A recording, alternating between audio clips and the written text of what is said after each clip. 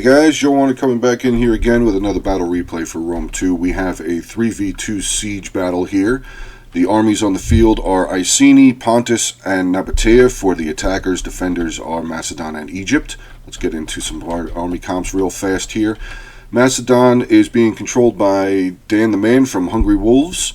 He has brought with him 5 units of thorax swords, 3 units of Cretan archers, a unit of slingers. He also has a unit of mercenary Thracian warriors. He's got 2 units of the Thessalian cavalry, 1 unit of Sarissa cavalry, all right here. Probably getting ready to do a pretty nice sally out here. He's also brought a unit of Royal Peltasts. He's got 1 piece of wall artillery here, ballista here, and his general is a unit of shield bearers. So pretty good force here for him. Let's get to Ulfer's army. Let's go back up over here where his rear defense is here. As you can see, Nabatea is lined up to come towards these walls. He has brought with him 3 units of Egyptian infantry, 2 units of Carian axemen, one of them being his general. He also has 2 units of the Scythe chariots way back up over here near the front gate heading out towards Iceni, I would imagine. He has a unit of Galatian swords back up over here by the rear gate, 2 units of pikemen. He also has a Greek scorpion with him. He's brought with him 3 units of the Rhodian, 1 unit of Rhodian slingers, sorry. He's got a couple of units of the Cretan archers, 3 of them to be exact. His general, as I said, was a Carian axeman. He also has a 1 unit of Thurios spears right over here. Let's get out to the attacking forces. We will do Pontus first. Pontus is being commanded by Oscar Roberts. 31. He has brought with him 7 units of Pontic swordsmen. He's got 4 of them up on towers here. He's got a couple more units back in his rear lines here. He's also brought with him 4 units of hoplites here. Here's some more units of the mercenary Celtic warriors, unit of Pontic swordsmen there as well. He's brought with him 3 units of the eastern archers. He's brought 2 units of his bronze shield pikemen, another unit of Pontic swordsmen as his general. He has an onager and a unit of citizen cavalry back over there on the left flank. Let's hop on over here to the Iceni army. Iceni is being commanded by Ede, or Edi, I guess. He has brought with him 8 units of chosen swords. He's got 3 units swords band. He's got 2 units of slingers back over here up on the hill.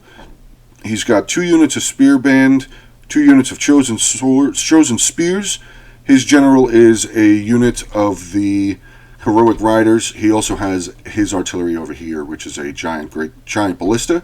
Let's get to the Nabatean army. He is being controlled by KGB Fried Chicken 02. Good name. He's brought a bunch of the Nabatean axe warriors with him. He's got some units on this side. 2 units of his armored desert cavalry over here defending the onager. From the ballista from Iceni, also defending his ballista. He also has brought some more units over here on the towers. He's got 4 units of the Cretan archers here and 4 units of noble swordsmen on these towers over here. So without further ado, we got about a 26-minute replay here, so let's see what goes on here. Okay, so we can see that the cavalry force here from Macedon is already starting to make a breakout for the gate. And we see 1 unit of the Scythe chariots making their way out. Is anybody starting to move up towers yet? Yes, Pontus is starting to move up his set of towers. So that's going to be a good move for him. Nabatea is still holding strong. We do have some artillery fire coming in from the Iceni ballista over there. Let's see what this cavalry ends up doing. He's going to pull around. Probably going to try and get around and maybe throw them off a little bit. Yeah, both of the units of chariots are starting to move now. One of them is starting to make his way out of the gate here as well. As you can see, the chariots coming out. Let's see what this cavalry ends up trying to do here. He's got his light shot cavalry going out in front, his heavy shot cavalry coming in from behind. So we'll see what we're going to get here. Iceni's starting to pull some units out of the galleys here, starting to move some units around to block off any sort of a charge or anything from Macedon's cavalry here. Making up a little bit of a defensive line, trying to protect his rear lines, is also trying to protect his slingers. Now let's get an eye in here on these chariots here. Let's see what they can do. Let's see, they are They're at 0. Let's see what we're going to end up here with. Just mowing through a unit here of Chosen Swordsband, and they will start to make their way through the front lines here of the Iceni army. 40 kills already. Unit of the Britain Slingers is starting to move over, maybe try a good charge here by the unit of Thessalian cavalry into some spearband. Wow, big charge there. Lots of guys died there. Let's try and keep an eye on the Scythe Chariots. Is the other one out? Yes, the other unit of Scythe Chariots is out as well. Getting some rather large charges, already up to 170 kills. I couldn't even say 150 before it became 170. That was crazy. This Scythe Chariot is starting to make his way around into the Britain Slingers here. So yeah, still just, I mean, they're causing a mass headache here again for this Iceni army here. Sarissa Cavalry is already starting to waver and have routed off of the battlefield, but as you can see, some of the units of the Britain Slingers are starting to waver. The Egyptian Scythe Chariots here are breaking with 347 kills already. The other unit is still running around in here. They are up to 157, just numbers just flying up. Let's see where that unit went again. 400. They're still running through, as they're retreating, they're still running through and getting kills. This unit ended with 446 kills, 447. This other unit here, oh, that's the same unit. This unit here, 354 kills. Absolutely devastating. If you guys want to really start trying to learn how to use chariots and everything, they're not difficult to use.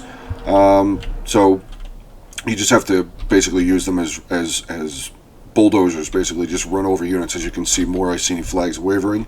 Let's get on over here to Pontus. Pontus has landed his towers over here. He is moving forward to take on this tower, to gain control of this tower, I should say. Ulfr is here with his Egyptian infantry, some Galatian swordsmen just holding the lines here. He does have a unit of his Cretan archers up on the wall, probably going to try and get some good volleys down. And Nabatea over here has abandoned his towers completely and has moved his army back away from the walls. Not sure why he did that, but it does seem like, nope, these three units of Axe Warriors started to look like they were moving back over towards the siege towers, but they have turned back around again. We do have a breach point here. I'm guessing this unit, this ballista right here has gotten in a good shot on some breach point, trying to take out the the ballista here on the wall from Macedon. So, okay, seems that the sally out has been finished off. This unit ended with 466. We have Thessalian cavalry still in here. They were at, I couldn't see the number fast enough. We did have another unit of cavalry running around over here, but I guess they were able to be taken out by some Pila throws here from some sword band and everything. So it seems that the sally out has been taken care of over here. Well done by the Iceni player. He didn't lose too many units. He lost a lot of men. I mean, a lot of his units are depleted, but he did end up being able to finish off that sally out. So good job to Edda. Good job, dude. Dan is starting to unleash some shots here from his ballista, as the Iceni army are also abandoning their towers and siege equipment, and looks like they are charging towards the one lone breach point here. I think he probably would be better off if he ended up using some more of his siege towers. He could at least land one or two siege towers here, get up onto the walls, instead of trying to push everything through this one breach point here. Is ballista over here? Is anybody else trying to make another breach point anywhere? Not just yet. Any other wall damage? No. Let's get over here to Pontus, see how he's faring against Ulfr. So far, he's doing pretty well. He's starting to rout some of the Egyptian infantry here. Got another Egyptian unit that is severely depleted. He's come in here with 4 units of Pontic swordsmen, so they are doing pretty well. They're breaking down this front line here from Ulfr from Egypt pretty well. They do have the unit. Ulfr does have a unit of his Cretan archers up on the hill here. They are not firing yet. Thurio spears are throwing their Pila out, and the tower is obviously getting some shots down on the attacking forces as well. Let's get on back over here, see what's going on over here. So it does seem that Iceni is going to just take his whole army and push through. His first unit inside the settlement here is his general. They're already down to 47 guys. I don't think that might have been the greatest of strategies, because once you lose your general, the morale of all the rest of your troops will start to drop quickly. Yeah, he's just trying to push. He's just trying to funnel all of his troops here through this one breach point. I don't really think that's going to work out very well for him, as Dan is containing all of these units here with 2 units of Thorax Swordsmen. And there's about 3, 6, 9, 10 units from Iceni right here trying to push through. The Iceni General, though, is doing some work back here, getting some charges in on some Thorax Swordsmen, but not a single kill. Not a single kill on that charge. I'm not sure how that happened. The Thorax Swordsmen didn't look like they were set. I did see that they looked like they were still running around. The Iceni General now is trying to charge into the rear of the Thorax Swordsman here. Good job on that. At least he's really trying to aid his infantry forces to come in through the gate. Let's see what's going on over here. The Nabateans have pushed up a unit of armored desert cavalry, probably just to try and scout out over here. And we do have 3 units. The 3 units of Nabatean Axe Warriors starting to pull back over towards some towers. He is also moving a couple units of his Noble Swordsmen back over as well. Nabatea is still pushing up some more units over here, probably to try and aid Iceni to get through this breach point. But again, I don't think it's going to work out very well for Iceni. As you can see, he is just losing units left and right. Flags are wavering. They are just disappearing. Units are routing. And it's being broken completely off the battlefield. So I think Dan has this breach point very well covered here. He has a unit, his general here, starting to recapture this gate. So these towers will begin to start firing again down on the Iceni players. Dan has also moved a unit of his Cretan archers up onto the wall here, getting some good shots down onto the armored desert cavalry from Nabatea. Already killed 10 men there. Let's get back over to Pontus real quick so see how he's faring. Okay, so Pontus has broken through completely through Egypt's front line of defense here. Now pushing into some more Egyptian infantry back here. Pontic swordsmen are going to just walk right through them as well. Thurio's spears trying to hold this. Nice little, he put a little barricade up here. And some sharp stone beds, so that will definitely slow down the progress of these hoplites here. Thurio's spears are taking fire. What are they taking fire from? Okay, I don't see any archers in here just yet. Maybe they're taking shots from the... Yes, the onager is firing. Let's see if we can trace where he ends up firing at. Is he still firing? Yes. Okay, let's see where it is that they are starting to fire on. They are firing into the unit of the Levy spears here. So, okay. He's going to try and just bombard them down before pushing the unit of hoplites in. Iceni over here still pretty much the same, trying to push through one breach point here. And again, like I've said in past videos, I'm not trying to sound like a jerk or, you know, be mean or anything like that. It's just, you have opportunities, you have siege equipment. Try and use the siege equipment up on the walls to give yourself some more vantage points to get in. I mean, he could be using that ram to break through the gate, land 2 towers, at least 2 towers here, I would imagine.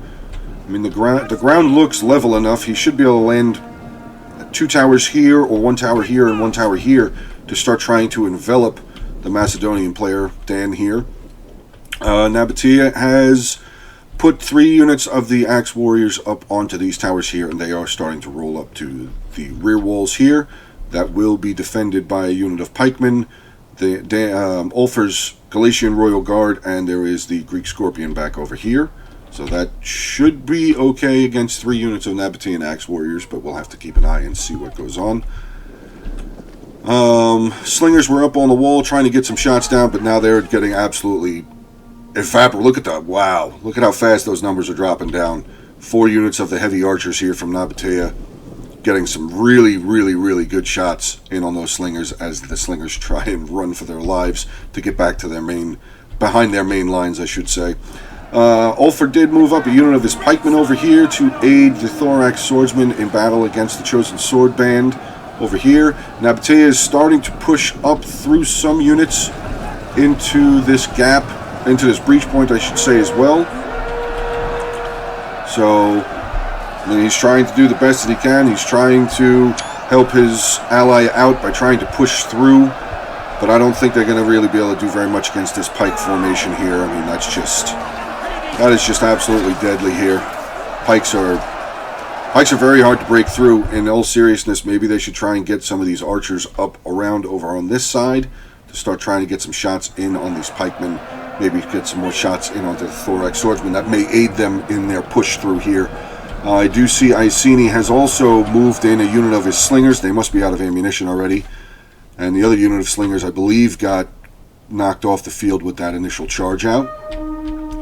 Dan is using his 3 units of mercenary Cretan archers to get some really good fire down on these Nabatean heavy archers. This would, like I said, this would be the opportunity to maybe move a couple units over here and get some shots in on those pikes. Pontus over here has taken over this front section of the settlement. He has bested Ulfer's initial defensive line here, and oh, this unit of archers. Yeah, there's no way for this unit of archers to get down, so they will be dead. That sucks. Are they out of ammo? Oh, at least they're out of ammo. Okay, so it's not a complete loss. Not a complete loss. Plus, this unit will be getting shot at by this tower and these 2 towers here from this gate. Pontus is pushing around, starting to take some capture points. Let's see, is he trying? He's not getting into this tower yet to start capturing this tower, and Ulfer does have another unit of Cretan archers here, firing up and over into the Eastern archers. Eastern archers are now getting fired down by a unit of Cretan archers and this tower from behind.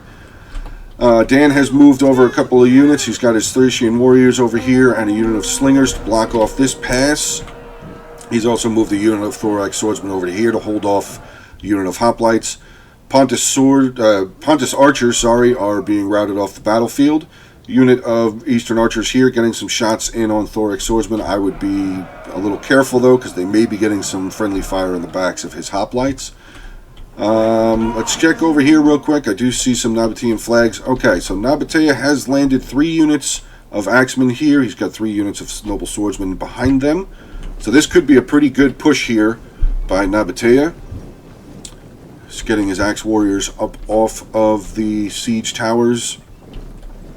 You might want to start pushing them in though, because scorpions here are... Oh, the scorpion isn't firing. That must have been the Galatian Royal Guards throwing their pila maybe here. Yeah, I would start trying to maybe push these units in, because they're just sitting here getting picked off. I mean, there's units of archers here. There's a scorpion right there. I would start trying to push these units in, at least to neutralize this gate. Let's get back over here real quick, take a look and see how... Oh, yeah. So, Chosen Sword Band up on the wall here. I like the idea. He should be pushing them around, but he does have the Macedonian Shield Bearer General here to deal with as well. Yeah, this is just... Like I said, I'm not trying to be a jerk or anything, but this is more of the reason on why you have siege equipment here. I mean, he's got all of these towers. He's got a ram, he's got a galley, all just sitting here, and he abandoned them once he got the first breach point into the wall here. And as you can see, the Iceni army is all but routed off of the field. Nabatea is losing a unit of their axe warriors that they had pushed in. The giant ballista is still back over here. Oh, we have another breach point here. That's good.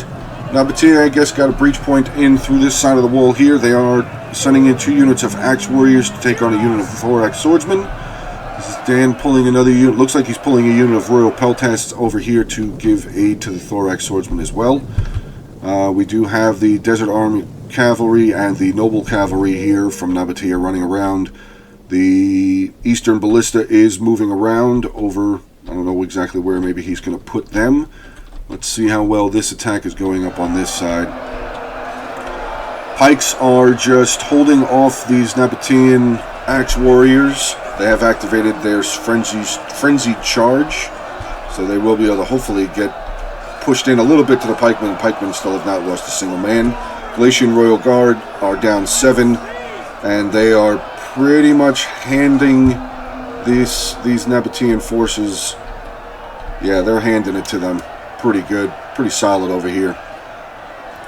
Yeah, unit losing decisively, Combat even so far with these pikes, but Oh, he pulled the nobles away. Oh, I think one of those units of nobles combined with these two units, I mean, if he had put another unit of nobles up here, I think that would have been a lot better off, but the more you learn. Let's see what's going on over here. Pikemen are pulling back from this position as it seems that Dan has this breach point completely under control, as there is a large force of Nabatea here, but it seems that Dan is holding off on this. Pontus is making some good ground. I don't know why. It looked like he was starting to charge up here. Maybe he's going to try and break through the Thorax Swordsman here to meet up with Nabatea. Maybe come in and hit this unit of Thorax Swordsmen from behind, and then they'll be able to just flood through the streets, combined, you know, using each other as allies and teammates and everything, and just push through these streets here.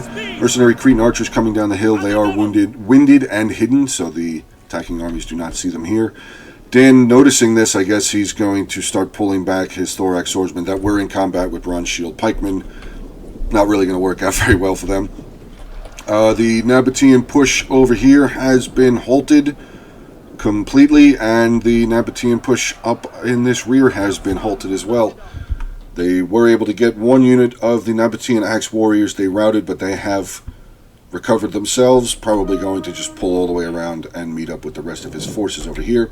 A little less than 8 minutes left in this battle, so we'll see. I mean, there is still a large force here from Nabatea, and Pontus still has a decent amount of numbers. I mean, he's got 3, 6, 7, another unit of cavalry back over here, citizen cavalry. I'm sure he could have used them at some... Probably could have used them right here. Is this out of ammo? No, they are not out of ammunition. He could have used them. He could have used that cavalry to come in here. Probably could have charged them in, gotten rid of the Cretan archers, and maybe set off these 2 fireballs traps. Probably would have been a pretty good help for him. Nabatea is burning this gate down. Okay, that's a step in the right direction. That will allow them to have a second way into the city here. Still have the Nabatean ballista, eastern ballista here, getting fire off, shooting some explosive rounds into Thorax Swordsmen here. Thorax Swordsmen seem to be charging down out of the city. Maybe to just come over here and silence the ballista. So yeah, this rear advance by Nabatea has been halted, and this side advance by Nabatea was halted as well. Iceni, again, he still has his ballista crew back over here, but I don't think they have any ammunition left. Does not look like, yeah, they're not loading anything. They're just standing there, so I don't know if I would just leave them there. I'd pull them out. It's still 40 men. Thorax unit was pushing down to get to the ballista crew. I guess they noticed that the ballista crew was getting off of the towers. Also, the heavy archers were pulling over to get some good shots. They did get some good shots in on this Thorax Swordsman unit. Let's see what's going on over here. Unit of Bronze Shield Pikemen here. Taking a big volleys from the Cretan archers here up over the buildings. Ulfr is moving down a unit of his pikemen and a unit of Cretan archers who are firing into 2 units of the Eastern archers. Eastern archers are taking some serious losses. This unit down to 76, this unit down to 105. So really great volleys. This unit of Bronze Shield Pikemen is just getting hit hard. They're already down to 102 men. Might want to get them into their pike formation, because as they're moving past, you can see the Egyptian pikemen here just stabbing away. Now Ulfr is pulling them back. Looks like maybe he's going to try and reform them. Yeah, he's going to try and reform them to match with the Bronze Shield Pikemen, but Bronze Shield Pikemen are routing. They will be soon off the battlefield as well, as their... let's see what their armor is. Their armor is 65, but they are getting a lot of shots down, and their shields are on the opposite side. Technically, they are facing in front of them, but their shields are on their left arm, and the shots are coming in from their right side. So the Egyptian archers up on this hill are getting some flanking fire. Egyptian pikemen have now pushed down, will probably take out the rest of that unit.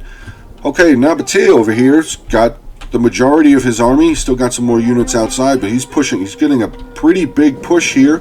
Pontus has started off the push here with a unit of Bronze Shield Pikemen and Hoplites.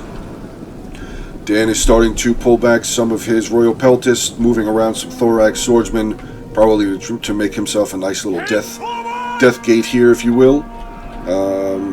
Nabatea Axe Warrior still pushing up, getting some good volleys into the heavy archers here, getting some good flanking fire in onto the Thorax Swordsman here, but Dan has picked up on that and has turned them to face the arrows and placed them into shield walls, so they will get some extra defense towards ranged capabilities.